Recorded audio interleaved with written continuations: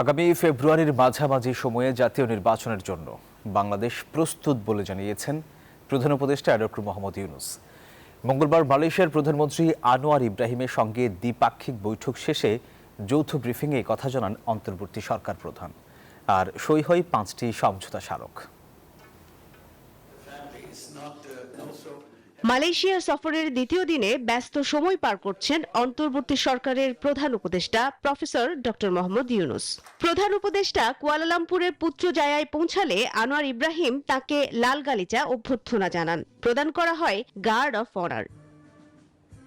পরে দ্বিপাক্ষিক বৈঠকে অংশ নেন প্রধান উপদেষ্টা ও মালয়েশিয়ার প্রধানমন্ত্রী। বৈঠক শেষে যৌথ ব্রিফিংয়ে প্রধান উপদেষ্টা বলেন, বাংলাদেশ অর্থনীতি সহ সব বিষয়ে ঘুরে দাঁড়ানোর চেষ্টা করছে। এ সময় তরুণদের শিক্ষা ও কর্মসংস্থানের সুযোগ করে দেয়ায় মালয়েশিয়ার সরকারের প্রতি কৃতজ্ঞতা প্রকাশ করেন ডক্টর মোহাম্মদ ইউনূস। সেই সাথে দেশটির ব্যবসায়ীদের বাংলাদেশে বিনিয়োগের আহ্বান জানান তিনি।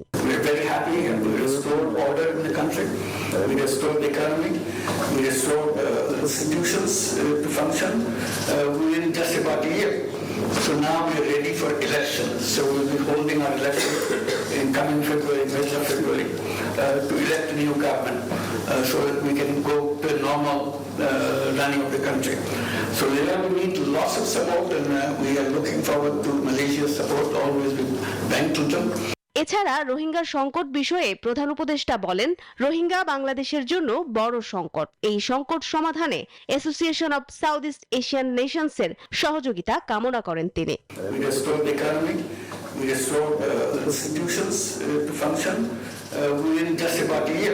বাংলাদেশের শান্তি প্রতিষ্ঠায় ডক্টর ইউনূস গুরুত্বপূর্ণ ভূমিকা রাখছেন বলে এ সময় মন্তব্য করেন মালয়েশিয়ান প্রধানমন্ত্রী আনোয়ার ইব্রাহিম। দ্বিপাক্ষিক বৈঠকে প্রতিরক্ষা, জ্বালানি ও হালাল খাদ্য সহ বিভিন্ন খাতে 5টি সমঝোতা স্মারক সই হয়।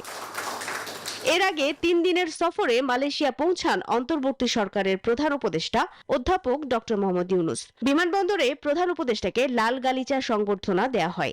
এছাড়াও মালয়েশিয়ার স্বরাষ্ট্রমন্ত্রী বিমানবন্দরে উপস্থিত থেকে ডক্টর ইউনূসকে উষ্ণ অভ্যর্থনা জানান।